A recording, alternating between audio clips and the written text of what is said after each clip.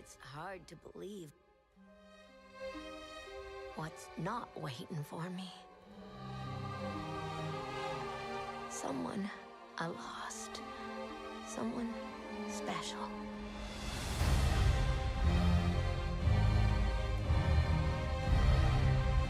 The X-Men are scattered through time. In the past, from the start of Apocalypse's reign, to the future at the height of his rule. The X-Men. I must strike them at their most vulnerable. The 1990s. Jeez, could have at least bought me a drink first.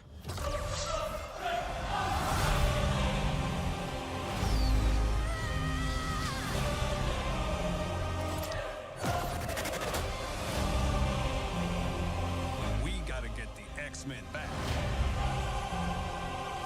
to the 90s. You fight a battle that cannot be won. Against the dawn of an age that cannot be stopped.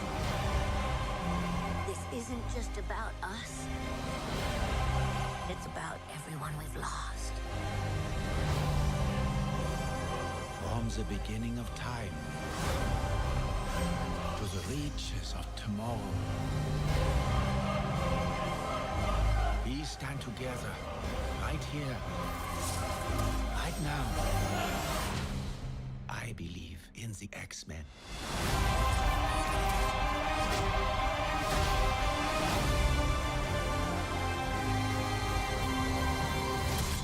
We're back, baby.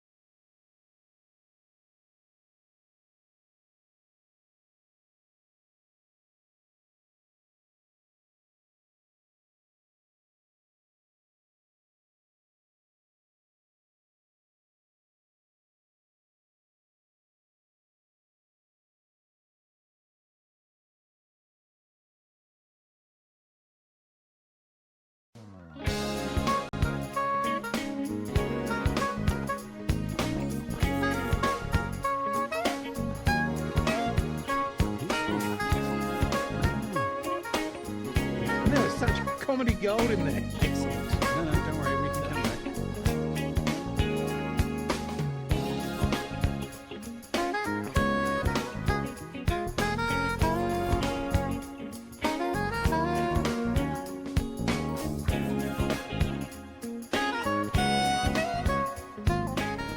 Okay, there we go. That should hopefully have us back. Yes, we're talking about the 90s. We're talking about the greatest time. We're talking about... No. I just need to make sure, like, that was all intentional, right? We were all using Sure. our psi powers. We were talking, to- yes. to- we were using like, it- if using you our couldn't side hear powers. us, that just means that you're not a mutant. And I'm sorry, but this is a mutant-friendly zone. So I'm sorry, you're all going to have to just. You know what, Quinny, if you're going to get all survival of the fittest on us in this way, if you can't hear us, that's your fault. I mean, I'm afraid we're going to have to put you in a timeout. Yeah, Quinny's on the Brotherhood side. Damn. Yeah, damn straight.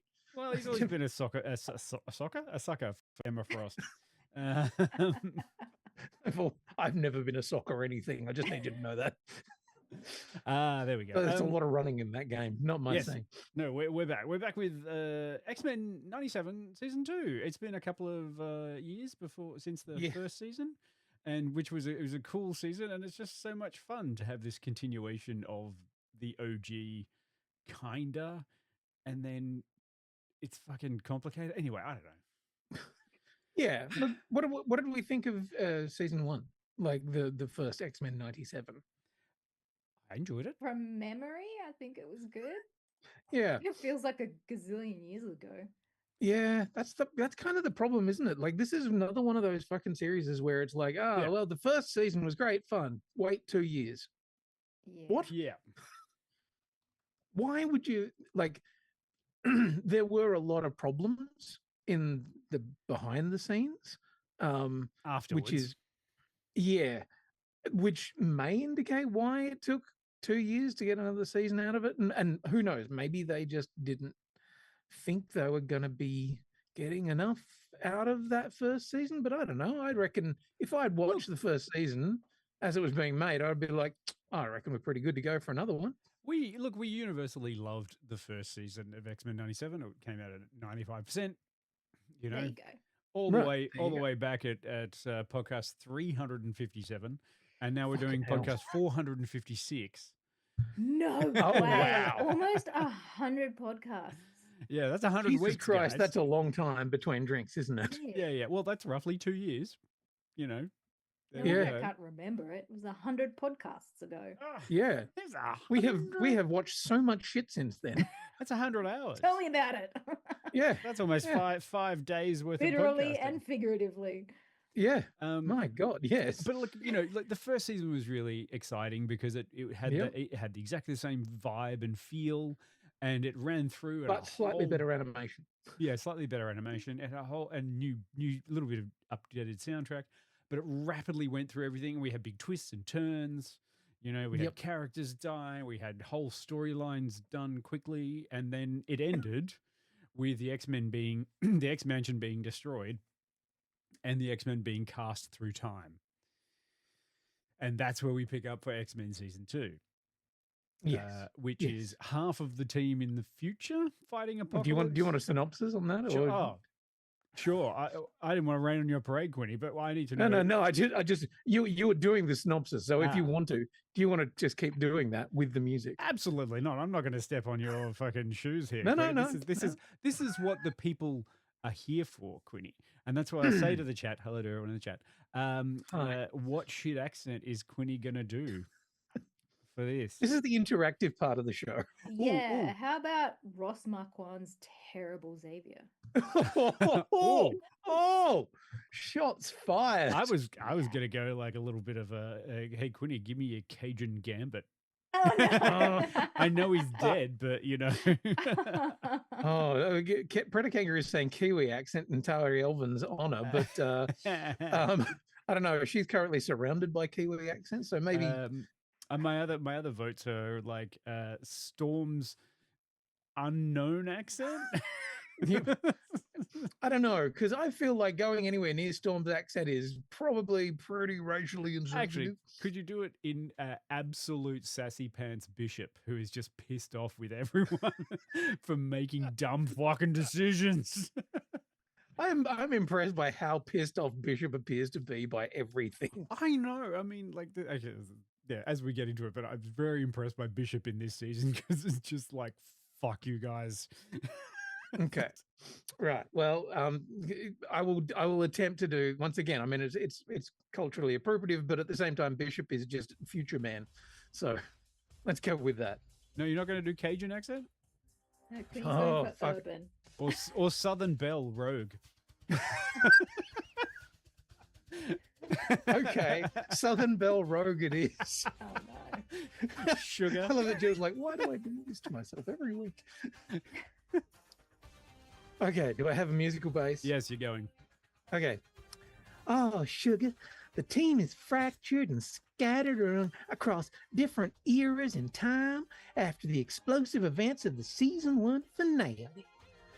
They separated, the groups must battle the ultimate threat, apocalypse, across the past, present, and future timelines, while a world without the X-Men struggles to keep the peace, honey. Sorry, I'm reading, and then I just look back at you two. Thanks, Zero the Hut. Yeah. I was 100% there, Jill. I'm like, that's more Zero the Hut than it is. So they go to different timelines. They go to ancient Egypt and the far future. Sugar. Yeah, that look, the more I do, the worse it gets. Oh my And- god. I want to see Quinny in a remake of Fried Green Tomatoes.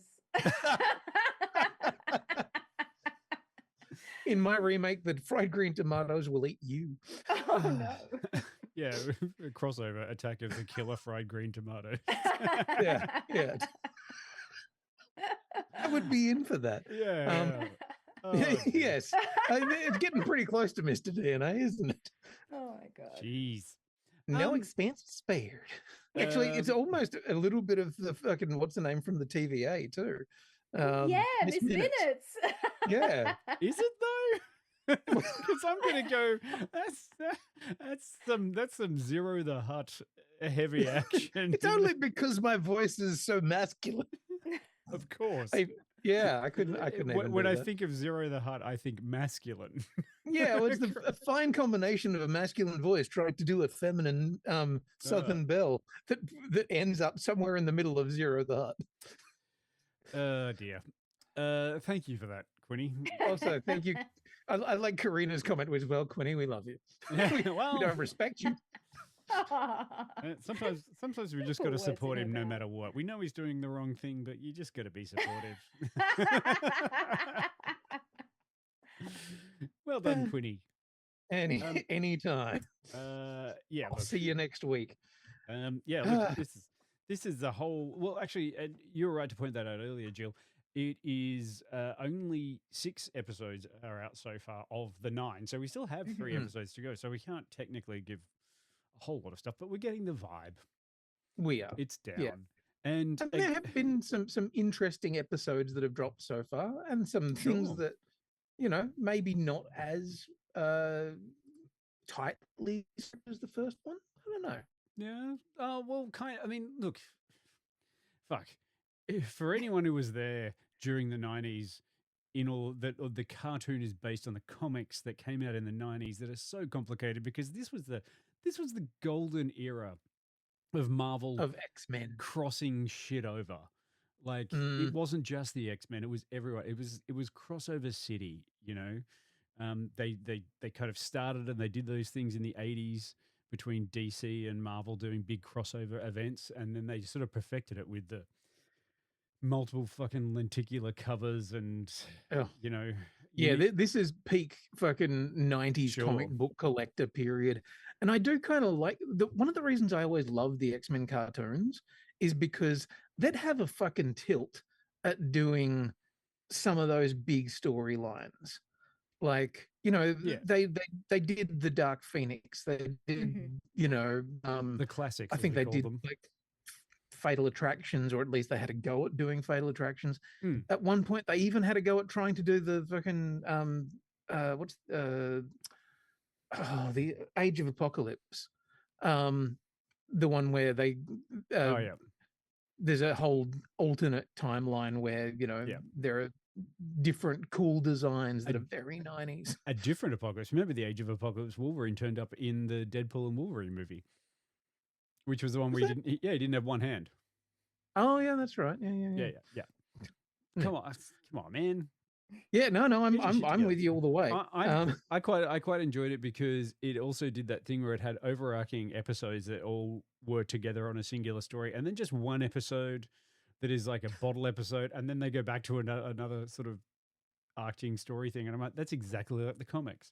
You'd have a whole run of like 9 issues about a particular story, and then just a bottle episode about some bullshit, and then, usually with an artist is doing a fill-in. But yes, yeah, I mean, we kind of get that in this season too. Like, the first 3, I suppose 4 episodes are kind of one big long story. Yeah. And then you get episode 5, which is literally bottle episode, where it's just like, Wolverine stuff. Yeah. And then I feel like they're doing another one like that, when they go to the Savage Land. What I'm guessing in the sorry. Because you've got Savage in there, and so I'm guessing they're going to the fucking Savage Land. Oh, yeah. Are you looking ahead at the titles? Yeah. Right. Yeah. You get okay. It's fine. Look, man, I was there in the 90s. I bought all of the issues of the comic and then the big gatefold cover one, so I have 5 copies of the same fucking comic. Do you have a favorite X-Men comic, Jill? Were you an X-Men collector at all? Not a collector, no. There was a run of X-Men books that I did get for a while. I can't even remember the title of it, to be honest. It could have been X-Force, I'm not sure. But it was like a later iteration, like an early 2000s one. Okay. But yeah, no, I'm partial to the X-Men. I was more into the cartoon than collecting the comics. But like when I was a kid, I would get it wherever I could find it. Like usually I was buying comics from the newsagent or in show bags at the Easter show. I'd get a comic show bag and there'd just be like a big hodgepodge of different comics in there. And yeah, it was cool finding X-Men ones. Yeah. And like that sort of thing where you'd find like one episode or one issue, and then you wouldn't necessarily find the next one. Or no, and it wasn't like up to date current stuff. It was just like, oh, here's some shit we found lying around, chuck it in a show bag. Yeah.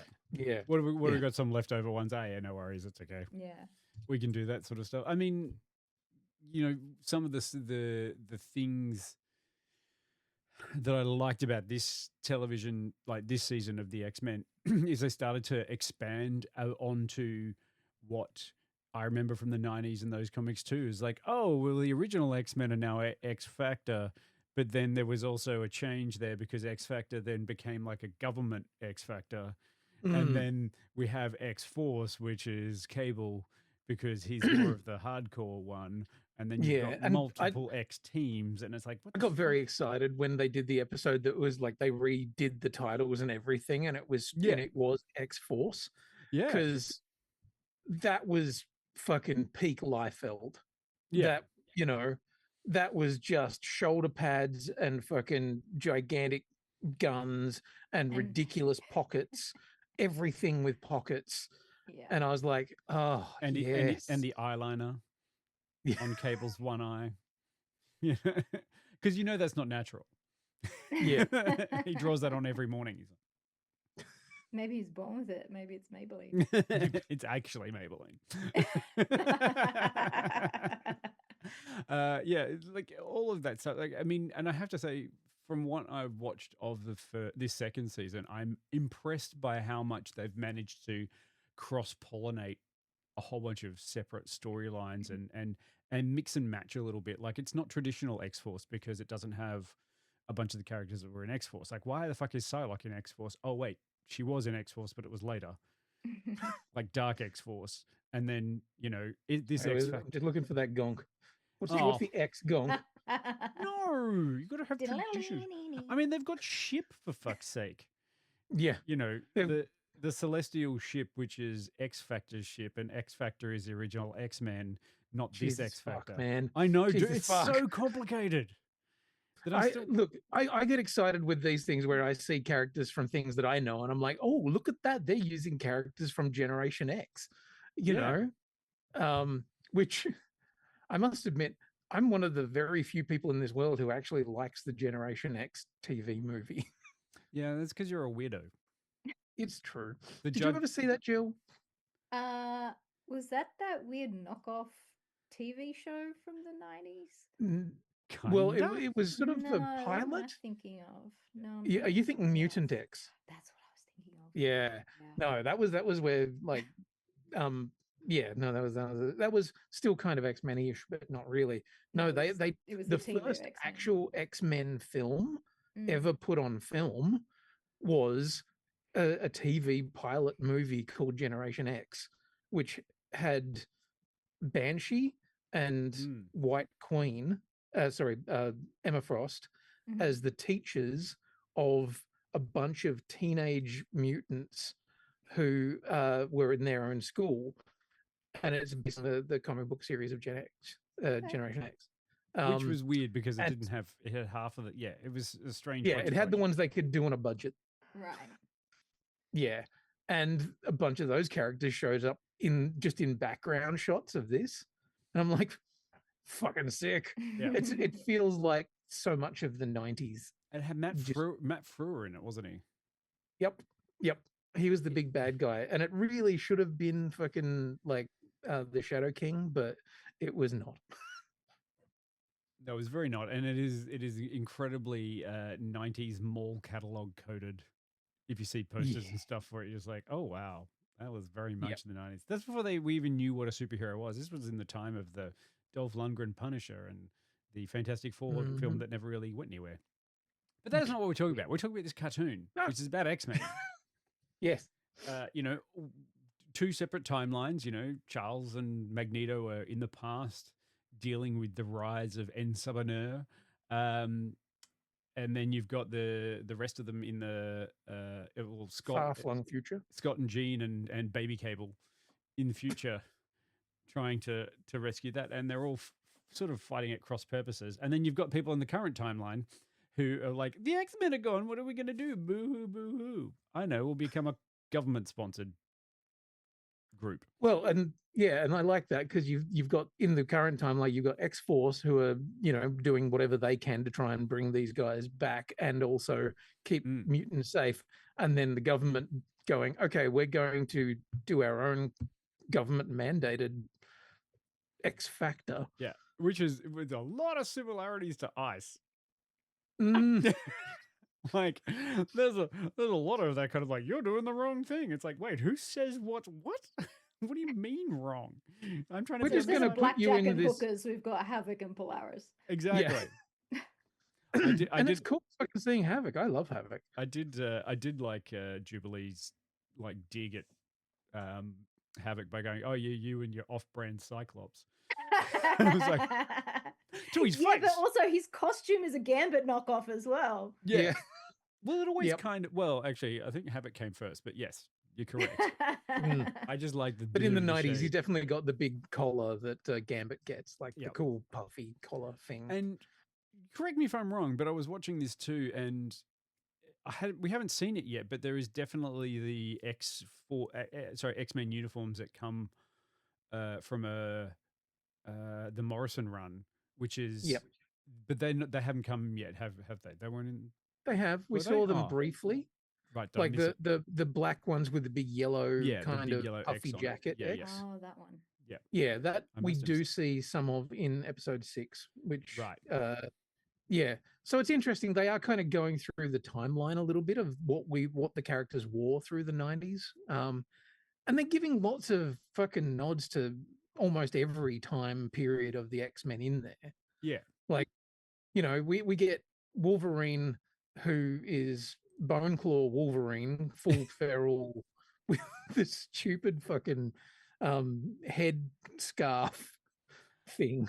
Hey, you leave feral Wolverine alone.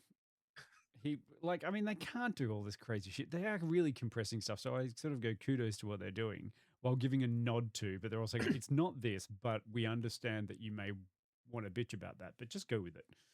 Which I kind of like, actually. It's complicated, but it's not as complicated as the fucking comics, and thank Christ. Yeah. We're getting the abridged version. Yeah. And it's funny, like it's by the second last episode that I've watched, it had started to even reference itself a little bit. Like it's not just referencing the comics, it's now referencing older episodes of the animated series. So episode 5 is Weapon X, Lies, and DVDs, whereas there is an old episode of the series called Weapon X, Lies, and Videotape. Oh, okay. And it's like, okay, right, we kind of, you know, we've moved on from videotape and now we're in DVD territory. But then, they're starting to bring in things from later stuff, like the character of Danger, the sentient version of the Danger Room, is from quite a bit later on in the comics, if memory serves. Yeah, I feel like that's more 2000s-ish. But I don't know. Who gives a shit? Because it's cool cartoon stuff.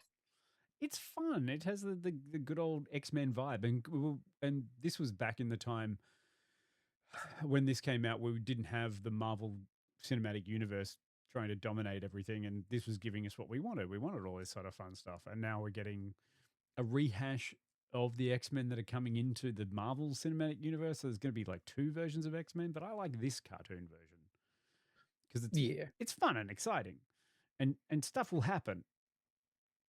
I also love that, like, Morph is, as a character, his own kind of Marvel Cinematic Universe. Yeah. Like, at any given moment, in any scene, you can have another character from the Marvel universe just appear. Well, quite literally because with Thor. Morph. Yeah. Fucking Thor throws it We in. get And you're like, Thor. wait, what? We get Daredevil. We get Spider-Man. What part of Morph was Thor's hammer? Because remember, Morph. I believe Dr. Horrible answered that for us. Well, if that himself. hammer can release from the body, I don't think I want to know what it was. You just rip your dick off? Yeah, exactly. That'd be anyway. Don't think about it too hard, Austin. Just enjoy the ride. Don't ask questions you don't want the answers to. Did we have any particular fun best character out of this first 6 episodes that you've watched? Jubilee. Fuck yeah. Jubilee breaking out all the NPCs. Yep. Yes. Yep. I gotta say, Jubilee finally got her fucking flowers on this. Like, she's always been a bit kind of like, Jubilee, what do you do? Throw fireworks. Yeah, okay. I know, everyone says she's such a sucky character, but she's always been my favorite. Yeah. Ride or die, Jubilee. And yeah. I mean, by the way, she was the lead of that Generation X movie. Oh, okay. Yeah. I've always enjoyed Jubilee's stuff because she was always constantly underestimated. Until people worked out as like, oh no, she could murder everyone if she decided to start using her powers for evil. Because she could just place a fucking firework that would explode in your head. You know? Why not? Because she does fireworks. But people also like that sequence where she's breaking people out and there's a whole musical number and everything. Yeah. Mm-hmm. That's fucking great. Like I know. She was like a one-woman army against like all these SWAT dudes. Like she still ate it though. I love that. Remember she got coat hanger at the end of that? It was just kind of like, oh shit. Yeah, that's right. She still won. Yeah. She got up, but she just got that massive coat hanger that I was like, oof, nice. Yeah. Poor Julie. But yes, she did win. I was enjoying Archangel and X-Force. Mm-hmm. Going on with it. I always love watching Betsy Braddock, watching Psylocke. Oh my god, Psylocke was like, I was hot for a cartoon again. Yeah. you know what this whole thing is doing for me? It's reminding me how shit the Dark Phoenix movie was. Yeah. Oh, hang on, no, sorry, she was in fucking Apocalypse, wasn't she? Yeah, that shitty Apocalypse one. Like those last this was better than that Apocalypse. Oh my god, yes, so much better. Like everything with her, with Apocalypse, with just the whole fucking thing. Yeah. Yes. But also, it's just reminding me that they had the opportunity to do a 90s set X-Men film.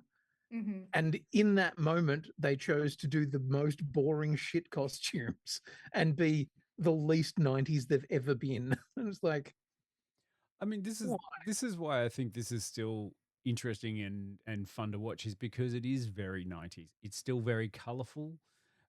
It's just that they updated a few of the themes in the background that are running. It's like, is someone inherently bad?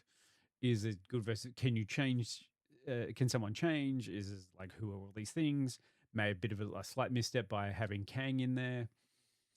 What do you mean? Why do you call that a misstep? Because I thought the Kang stuff was really interesting. Oh no, I just meant because they were like aiming for that for the Marvel Cinematic Universe to have Kang in. So it was like, Kang's a great person, we can chuck all them in. And then it was like, maybe we've got Kang in this, and he's not really going to be that big. And hopefully they don't try and shoehorn in Doctor Doom.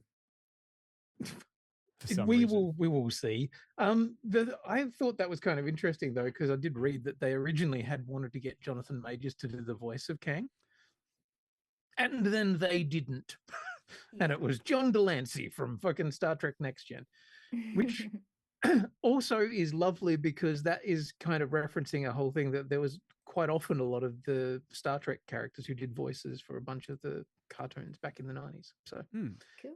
But it's good. It's fun. It's colorful. It's throwing a bunch of different shit at the wall and seeing what sticks. And I thought most of it stuck. I liked watching the government X Factor come in because I was like, oh my god, it's Strong Guy. The dumbest looking, but also the coolest character if you get to know them. Yeah, it's kind of fun. Eduardo, is it Eduardo? That's his Guido. name? Guido. That's Yeah, it. ex bouncer for Dazzler. You know, whose job he can absorb a lot of like hits, but then he just gets bigger and bigger, and that's why he looks fucking weird. Yeah, but he's also kind of fun. And you know, yeah. that X Factor was fun. I like watching X Force with this. I like watching the Out of Time people, and I also liked how much they had to like kind of curtail everything and try and wrap it back up. Like when you're getting to the Weapon X Lies and DVD, you know, that's just a little bottle episode of because if you remember at the end of season 1, Magneto goes a little bit annoyed and rips the adamantium off Wolverine. That was the full Fatal Attractions. Yes, the big one where it's like, oh yeah, you shouldn't probably throw the guy with the metal skeleton at the guy whose job is magnet. This Ken's job is magnet. Yes. This Eric's job is magnet. Yes. A little bit later, his job becomes toast, but you know. Yeah. Hey.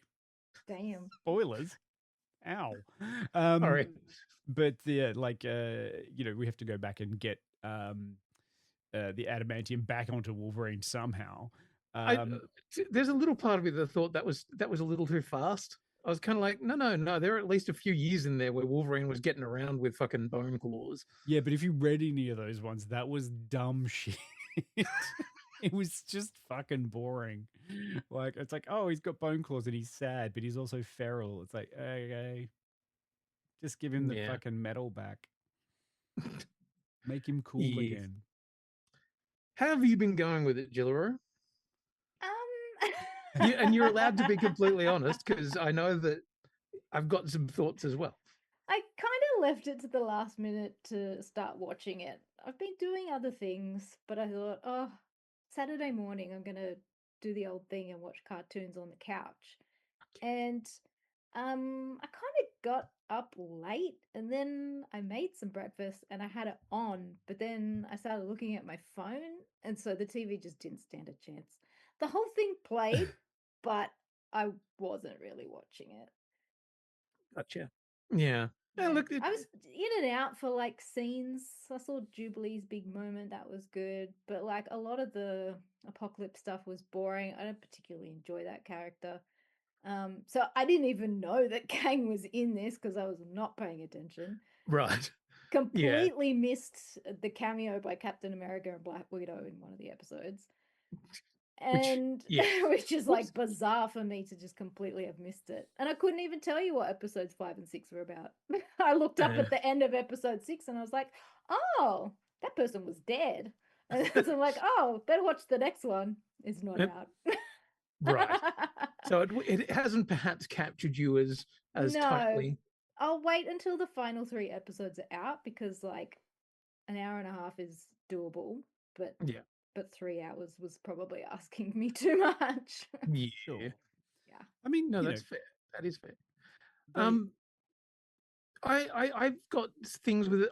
I do think that it hasn't been as tightly scripted as some of the old stuff, some of the first season. And one thing that has happened in the background, and one of the reasons that the season took a long time to get made, is because they had some problems with their showrunner. So the main guy who was behind all of season 1 was a guy called Beau DeMayo, who you can see his name still on the first one of these episodes, I think, as scriptwriter. Basically, Marvel fired him because Beau is a gay man who is massive fan, but was doing some stuff on OnlyFans or something like that. Like super fit dude, and the story was that he was really bolshy about, you know, I'm doing this the right way, I'm doing everything, this is my shit, don't fuck with my shit. And then they've kind of got their nose out of joint where they're like, hang on, you are working on a fucking Disney product, you can't be doing shit on OnlyFans, and by the sounds of it, fired him. So I have a feeling that's why it took a long time to get more of this stuff done, because there was some pretty big changes in the background. And with that happening, the other thing is animation takes a long fucking time. So tell that to the South Park guys. Right. Yeah. So I mean, I definitely noticed some, like, a slightly different kind of take. I don't know, but at the same time, I'm like, fuck yeah, there's some really great stuff in there as well. So yeah, but yeah, there were a couple of episodes in there where I realized, like, a couple of the stuff with Rise of Apocalypse, I was getting a little bit as well. Yeah. Also, there's so many different storylines that they're like picking and pulling, and they're pushing together. That some of them may have needed a little bit longer in an explanation, and some of them don't. Like, there's a bunch of characters that come and go in this, much like an X-Men comic. You're like, wait, who is that character again? Why is that character important? Am I following this person? Who's the main person that I'm supposed to be going along with here? And it can be a little bit complicated. For me, I was just watching it going like, oh my God, hey, I remember a bit of that. Or I kind of remember that storyline. And I guess that's part of that storyline. Like, one of them is Ozymandias. The stone guy that's Apocalypse's servant that goes on. And you're kind of like, what is that character? But he has a whole explanation in the comics. And you're like, oh, okay. He's like, a guy that is just fucking etching Apocalypse's story into a giant obelisk forever. That's an interesting. Yeah, exactly. And someone would look at that and be like, I don't know who that guy is. It's weird. I'm like, okay, but you're going to gloss over that, Like, there was when they brought in the whole Rama Tut thing, I was like, fucking hell, are they going to try and do Kang in this? And they did. Like, and they did, but then they kind of just was like, yes, it's Kang. Anyway, he's gone now. Yeah. He's going to be in the Avengers. Yeah. Yes. Yeah. Look, there's a lot of characters to deal with, and that's always been one of the things for X-Men. Yeah. So, like, you've got a lot of characters, you've got a lot of backstory as well, because there's fucking how many 5 seasons of 22 odd episodes each of the old stuff as well, and there is kind of an expectation that you will be vaguely aware of that. So yeah, like, I do love that they're just going, it's another season, of the old show. But yeah, then I found myself going back and actually watching a lot of episodes of the old one, just as a bit of a reminder as to what happened in the previous one. Like, I went back and watched Weapon X Lies and Videotape, just to go, oh, okay, what was the story there? And that was all about, like, Wolverine's backstory as to how he broke out of the Weapon X facility. So, then you've got all the other characters that are alongside of that as well. Like, I can't even think of his name. Is it the dude with the stupid helmet and all of the guns? Maverick. Thank you. Come on, dumbest looking characters design. Useless. How dare you not know Maverick, that very side character, niche character out of and X-Men and Wolverine, and he's German. Of course. Yeah, but he's from West Germany. Good. Yeah. Don't worry about it. Just go with it. Like, I mean, I think that's the thing. I was watching it going, oh, this is fun. It's cracking on. It's not even stopping to wait or explain stuff. It's just like, hey, this is happening now. This is this important part. This is what's going on, because we got to go. When are we going to get X-Men 98? When we get into the next year? I mean, I don't care. I just want X-Men 2099. Oh God, did they actually make an X-Men 2099? Yes. God. Very definitely. I'm glad it's I actually missed that one. There's a thing. There's like a trailer for, or, a looking ahead for the rest of the season thing. Yeah. And I actually had a moment where I'm like, holy fuck, did they actually do one of the characters from X-Men 2099? Oh my God, super excited. And then I realized it was just somebody being electrocuted. Fucking funny.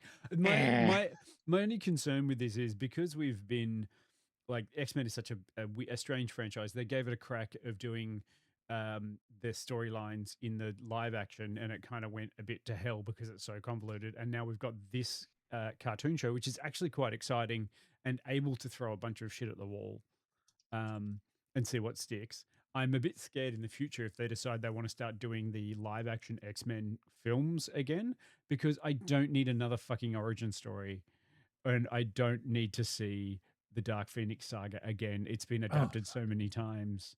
And I'm just curious how they're going to do that. Look, I think we're going to get another set of X-Men films with a new cast. Does it have to be an origin story, though?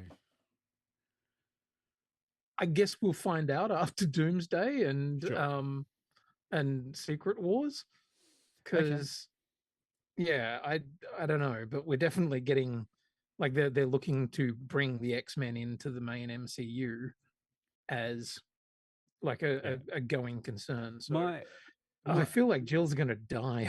No, Can we stop talking about X-Men? That's what we're here to talk about, Jill.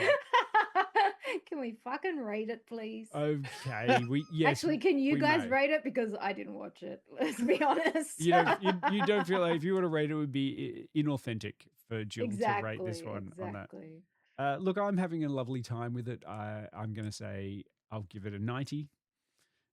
Not 97. I'm just going to give it in the 90s. Okay. Oh dear. Yeah, we'd be here all night gonking you guys. Yeah, sorry, Jill. So yours rating is 90. To everybody in the chat, if you've seen it, if you are enjoying it, please do a rating for us. Drop it with a little out of 100 symbol so I can keep an eye out for it. Yeah.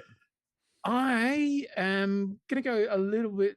I'm a little closer to the 87 kind of mark. I think I'm going to be an 87.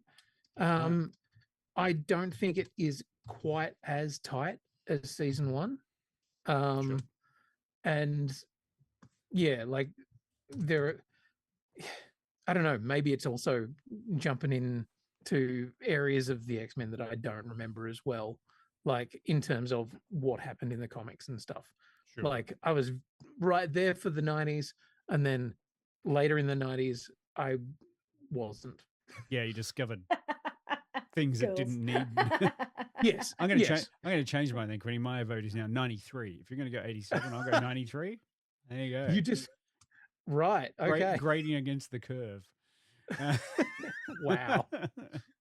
And the chat is no help at all because they haven't done the homework this time. Haven't done it. And that's completely fine. You don't have to watch it.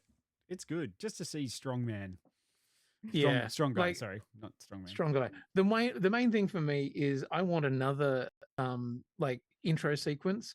Like I love the X-Men intro sequence. I love that they did X-Force. I want one that's dumber, that is the X-Factor one. Yeah.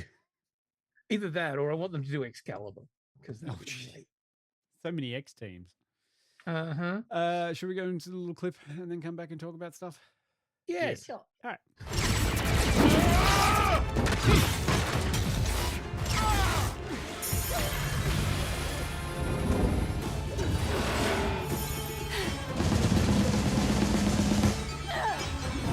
Fools!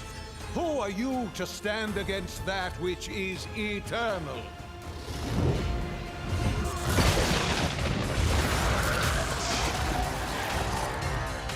In our time, we're called the X-Men.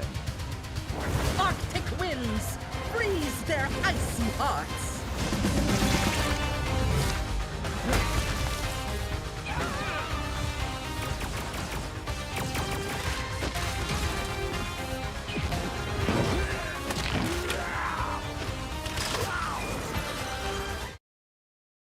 Oh, there you go. Yes. All right. There's a little bit of a taste for you for some of this. So, you know, those classic characters like Ozymandias and the geisha and the guy who hits the drum.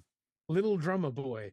I said just off camera, I was like, oh, I forgot to talk about Onslaught. And then Jill was like, if you're doing this for another 45 minutes, I'm out. I'm not doing it.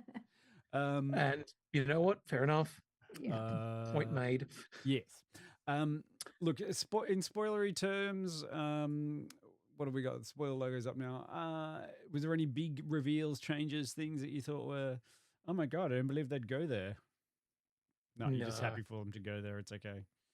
No, like, I think where Apart they're from going with it, Crispy my Magneto. feel.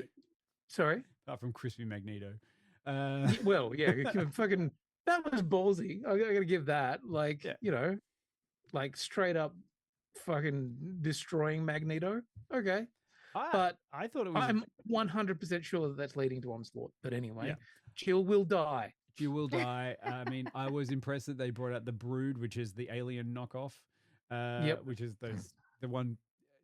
Jill, it was the the Wolverine one where he got his claws back, and it turns out that the facility was taken over by aliens called the Brood, and they're just a fucking aliens Yeah, I blacked knockoff. out during that. Yeah. Yep. I don't Yep. know She was where I done. was. What do you? Somewhere But what else. do you mean? It only takes about 30 seconds for Wolverine to get his fucking adamantium back, and you're like, wait, what? Yeah. He goes into the thing and then comes out and he's got Snickers. Yeah. That's how it works. We're moving That's not on, how it team. works. We're moving on. It's like, Yeah. okay. Pay no attention. None at all. Yeah, that dickhead in Weapon X really didn't know what he was doing if he could do it in 30 seconds. Yeah. Yeah. This, Yeah. like, We're going to also- find out later. Also, one of the things that seems to shit me these days is that Professor X seems to have the most useless power. He's the most powerful telepath on the planet. And No, Jean Grey is the most powerful telepath. yeah, but also he's not that good. Like for the whole time, he doesn't really seem to do anything, does he? It's like, I'm Charles Xavier. My power is wealth. I can run a private school. Ha ha ha. Yeah, I don't know. He does like there are a couple of points where they've done like him doing big astral battles and stuff, and I'm like, yeah, that's cool, but you know, in the real world, he did line there. Damn. Damn. Yep. Your psychic powers couldn't stop you from being a paraplegic, could they? In fact, they caused it. You could just get rid of your psychic powers and you could walk again, like they showed in the movies. Yeah. Yeah, that was a weird part of those movies. Man. I'm looking forward to the last few episodes. It should be fun. I'm looking forward to where we go with it. I'm pretty sure we're going to get some Gambit and stuff. So yeah, zombie that'll be- Gambit. Because Yeah, remember, Zambit. at one point, Gambit was one of the horsemen of the apocalypse. So that means Apocalypse is coming back again. But you know, and I'm not going to make it difficult by going, how come when Apocalypse, when Ensabanur became Apocalypse in the past, did he turn his arm into a giant drill, which was something he didn't know existed? He also turned his arm into a giant fucking laser cannon. Exactly. Immediately, he's like, I can do this now. Oh, what is a laser? I understand it. But the thing of, like, I'm just going to turn my arm into a drill and attack you. It's like, you were literally a slave 20 seconds ago. Yeah. Well, like he might not have been if he'd invented that drill a bit quicker. Yes. Yeah, he could have patented it and then like could have been a bajillionaire and then he would have had exactly the same power set as Professor X. Yep. Yeah. Good times. Right. Happy What month. else happened on the weekend, guys? Happy. Nothing. Nothing? Did nothing happen? Nothing. Wasn't No, anything it was like... definitely not a gigantic fucking convention. Yeah. Was A there? little thing called San Diego Comic-Con? Never heard of it. I don't think Yeah. I don't think it's got legs. It'll never last. It's not going to last. It'll never last. Who wants to go to San Diego? I don't know. Was there any information or exciting bits that came out of San Diego, considering I haven't really paid attention to San Diego Comic-Con for a few years now? Oh man, there was a lot. There was a lot that happened at San Diego Comic-Con. And over the course of the last 3 days, I guess, we've had a lot of trailers drop. We've had a lot of Hall H events that were a big deal. Do we have a brawl? Oh yeah, there was Punch On. Who punched on? I don't know anything Just about some that. randos. There was some randos that punched on at a panel. Amazing. Yeah. So, Jill, what were your favorite things that you saw or that came out over the last couple of days from San Diego? Crikey. I don't know if there was favorite things because I don't know. Guys, remember the days when we used to love getting the Marvel announcement from Hall H and they would Oh, tell us yeah. about the phases and everything that was coming? Haven't they It was- wound that back? Oh, yeah. Haven't they really dropped the ball on that and not committing to anything? There I was think it not a was- single fucking phase mentioned, was there? No, I think my favorite thing was the Spaceballs panel where they were projecting to 2140 with their slate of films that were coming That was out. that was That was fucking pretty funny. great. Yeah. Seeing Ryan Reynolds dressed in denim in his Deadpool outfit. Yep. Full Canadian tuxedo Deadpool. Yep. Wandering around. Did you see what the color code of that was? No, what do you mean? The hex code of the jeans color that he was wearing? Oh, no. Yeah, jean gray. Oh, fuck off. Fuck. That's not a hex code, by the way. A hex code is 6 digits. Gonk. Okay, Just fine. to be that kind of person. Okay. Tell me what it is in Pantone. Well, that could have been the Pantone Yeah. name for it. I don't know. We don't God do damn it. Quinny, we don't do that here. We Okay, don't talk of sorry. Pantone. They'll sue. Oh, yeah. True. Oh, dear. We look. I enjoyed watching some of the smaller things, or like the things that weren't really comic related that came out. I like to see the Neuromancer, the Apple TV show, cyberpunky Yep. one got a trailer finally. Yep. In the same vein, we got our first trailer for Blade Runner 2099. Yep. Which has, of course, instantly made people angry because one of the cast is trans. You know, But in look, a as long series that's all about transhumanism.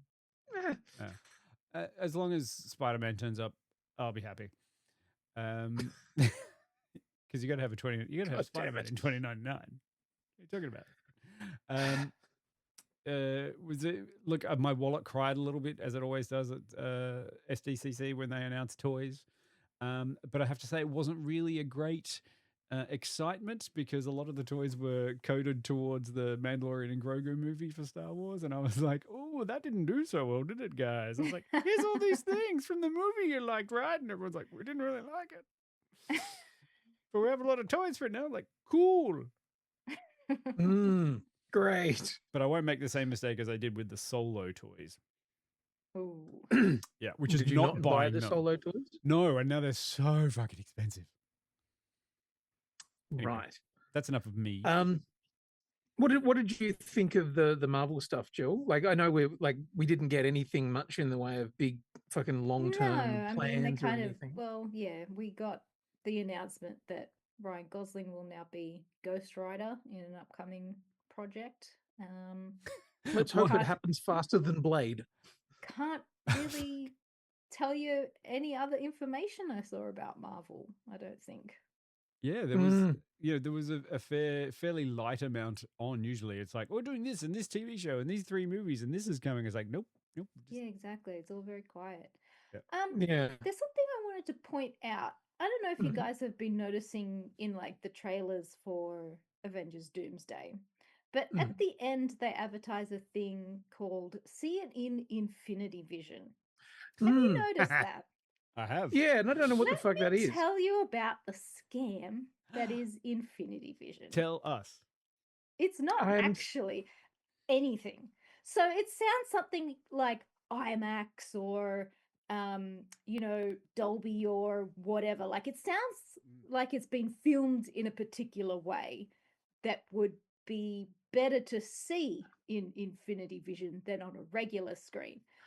But the vision part would Disney tell have you that. come up with a new classification system for cinemas, and they've named it Infinity Vision. Now, all it really is a classification on a screen size and just like a basic sound array, whatever you would have for a cinema, and it's basically just a minimum of a 45-foot screen is what you would classify as Infinity Vision under their new catchphrase, which is basically a normal cinema screen. So there is nothing beneficial or different about Infinity Vision than just a standard cinema screen, Jill, but they are marketing it as something new, and I will bet you there'll be a different price point for it. So just keep an eye on if they bring something like that to Australia, or if this is just going to be a US thing. I'm not sure.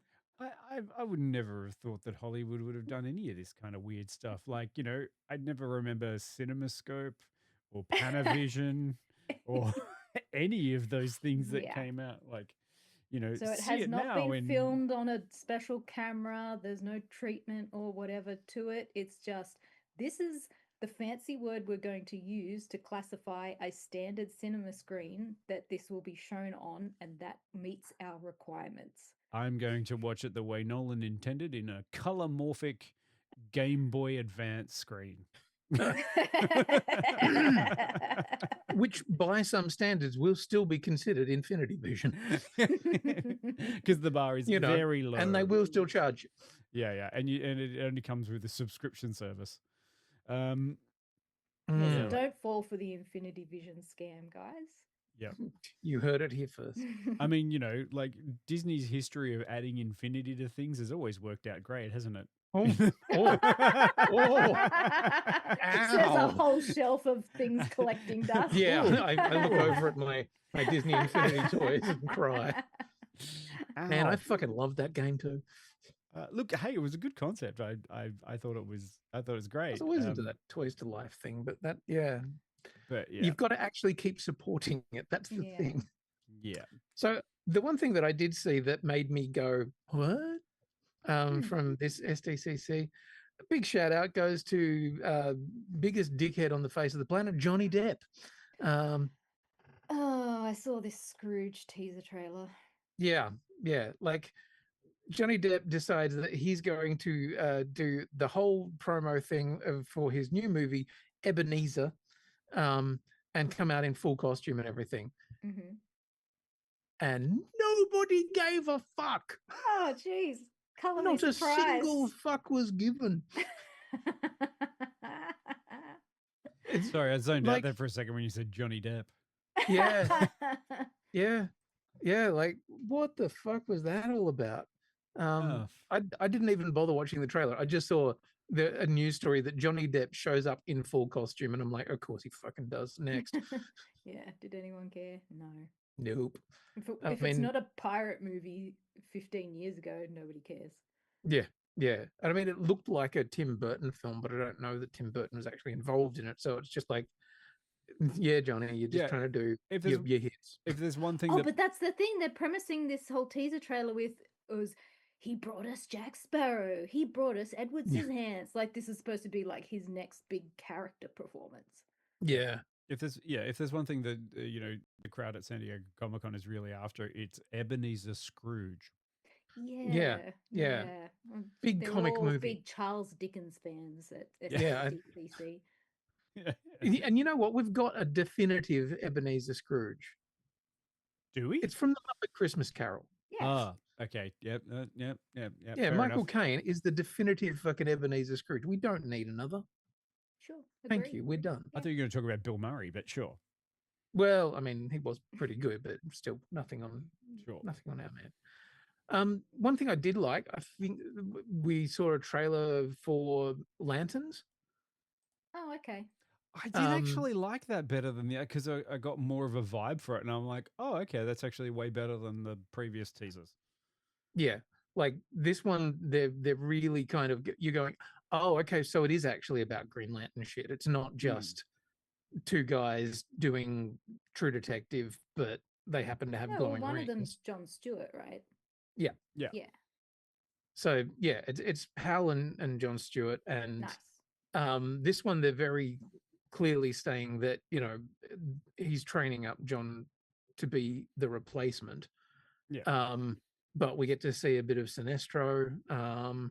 We get to see that it's a much bigger story. Like it's not just little town things go bad. Yeah. This is like out in the galaxy and fucking I feel like after the reaction to the original teaser, which was like, this seems really bottled and tinier and smaller and more of a 1-to-1 that people were like, well, this isn't what we were looking for with Green Lantern. And then they were like, okay, no, we had that all along. It's here. Like you're going to get all that stuff that you want. But it also has a bit of, drama in it. So that kind of looks fun. I'm very keen for it now. After the first one, I was like, yeah, whatever. But now I'm like, actually, yeah, there's some. And they said there's some cool shit in there. Sorry, they said the words. What, that I'm keen? No, in darkest... the oath. Yes, yes. Brightest day and darkest night. I'll have to have a look for that trailer. I didn't see that one. It's good. It's well worth checking out. Cool. Yeah. Yeah, I kind of miss those CW DC shows. Like, I know, right? That was so my jam. So yeah, hopefully this will be good. Yeah, I mean, other than that, DC showed fucking nothing. Like, I'm pretty sure they're perhaps licking a few wounds after Supergirl. Okay. Sure. Surprised they didn't go out guns blazing with like Clayface or the Batman 2 or anything like that. No. Yeah, or fucking the Batman animated series stuff that's on Amazon. Season 2 of that's like, is there this week? Yeah, I missed all that. Yeah, I can't even remember what it's called, but it's pretty cool. It's the new Bruce Timm kind of Batman-y thing. Did you get, speaking of Amazon, did you get excited about the Rings of Power Season 3 trailer? Nope. Didn't mind. Anyone? Nope. I kind of did. Okay. I was looking at it and going, well, fuck, they've hit the point where they really have to spend some money now. Well, at least they brought fucking Galadriel's husband back. Yeah. So finally you can stop doing that thing. Is she in love with Sauron? Like, wait, no, she's got a husband. Fucking hell. Yeah. All right. The one thing I did like, there was another it's a behind the scenes-y clip thing where they talk about more of what's happening in this season. And yeah, the Balrog is a much bigger thing this season. And the Balrog speaks. And the voice is Simon Pegg. Okay. Yeah. I was like, that's a choice. Right. Here's the plan. we go to Mordor. Settle down. Have a pint and wait for this all to blow over. To blow over. That better be how that comes out. They better change the Balrog sword to a cricket bat. It can still be flaming. I'm fine with that. Flaming cricket bat. Oh dear. You heard that, Circus. Make it happen. Yes. Yeah, Andy Circus has still got some pull somewhere. Lord of the Rings things, right?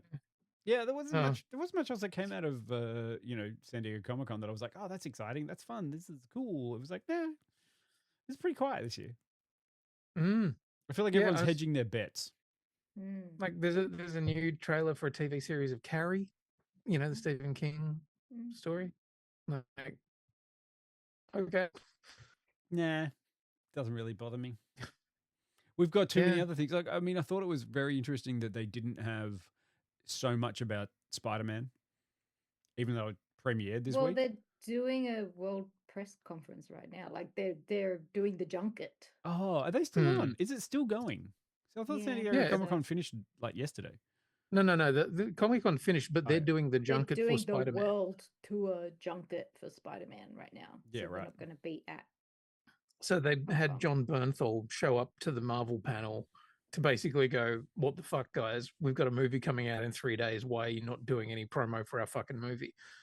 Yeah, and it was all very, you better play this trailer that I brought with me. Oh, God, I hate those confected pieces of shit. Yeah. Yeah, they all look bad. Even the Ryan Reynolds one where he was standing there sounded stilted as fuck. Yeah, like things that you think are going to be really funny that just don't land. Yeah. I mean, if there's one thing that I really like about San Diego Comic-Con is I like watching famous people or let those people get dressed up in costume and walk around and have photos of people, and then it gets revealed later and you're like, oh my God, I had that photo with that person. Yeah, like that stuff's fun. I mean, was fun. Adam Savage there? I don't know. He usually is, and he usually gets around in some kind of. Yeah, he does an incognito, so I would like to, I guess, keep an eye on the Tested channel and see if something comes up later. Yep. Is there? That would be nice. I didn't see any cosplay that I can remember. I actually didn't go looking this time. As I said, the news has sort of felt quite weird out of it. It's not very heavy on it. There was a dungeon crawler Carl army of cosplayers. Yes. Is the rest of this going to be about Dungeon Crawler Carl?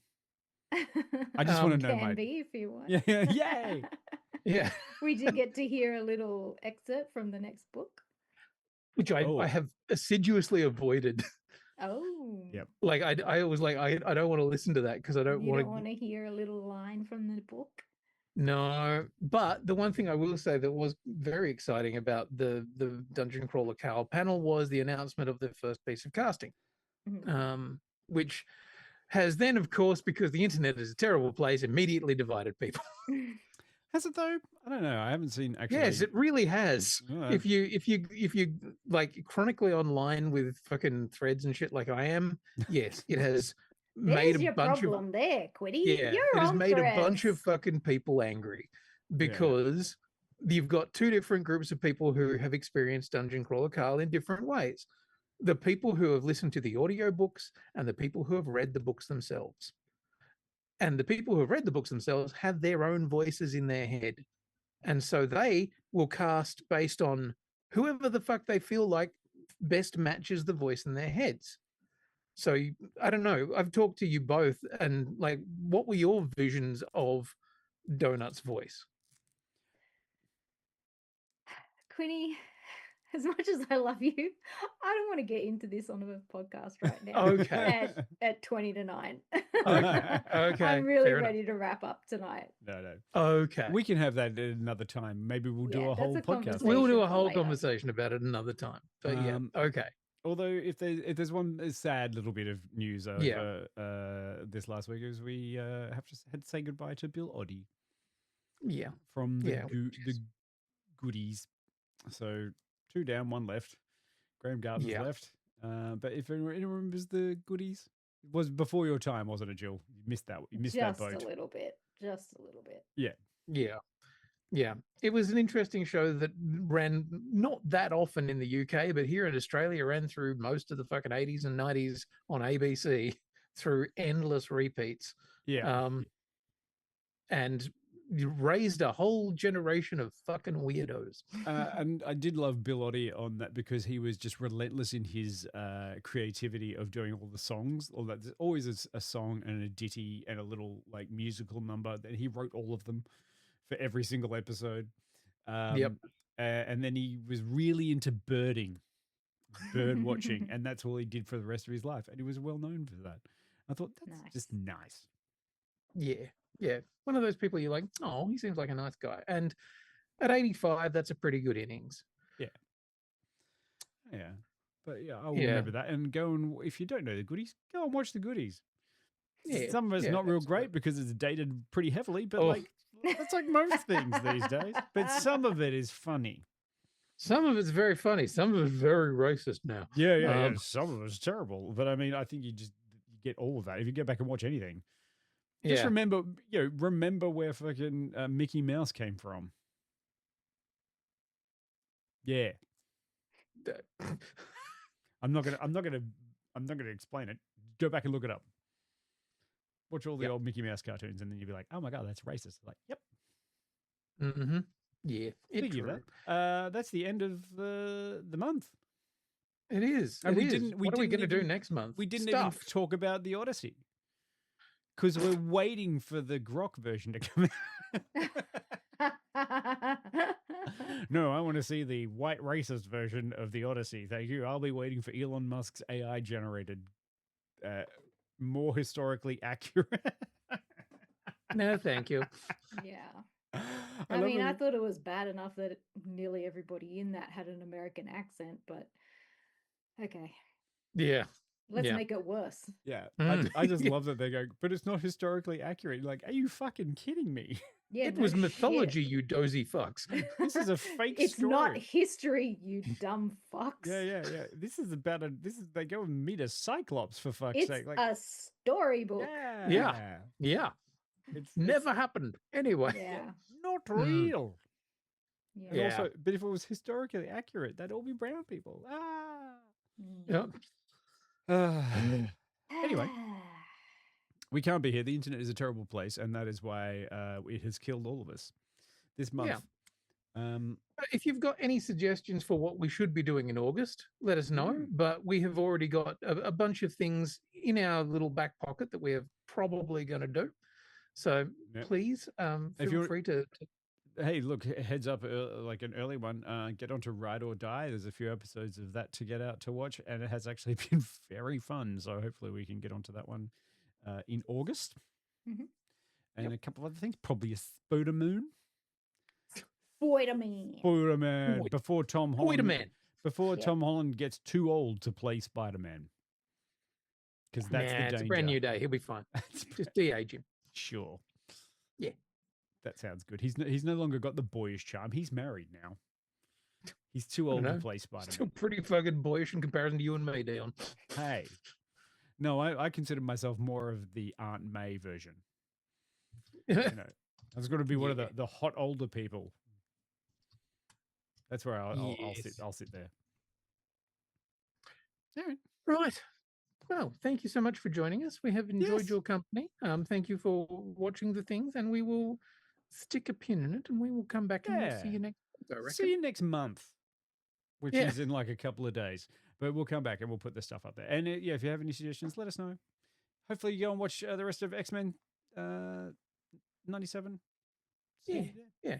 Thanks, Jill. And if you don't, I don't know whether we've even got the Goodies music or not, but go and listen to the fucking Goodies intro. Oh, yeah, we'll do that. We'll go out. The outro today will be the Goodies theme until we get DCMA. All right. Go and have a goody yum time. Thanks, Good night. Bye. Goody, goody, yum, yum.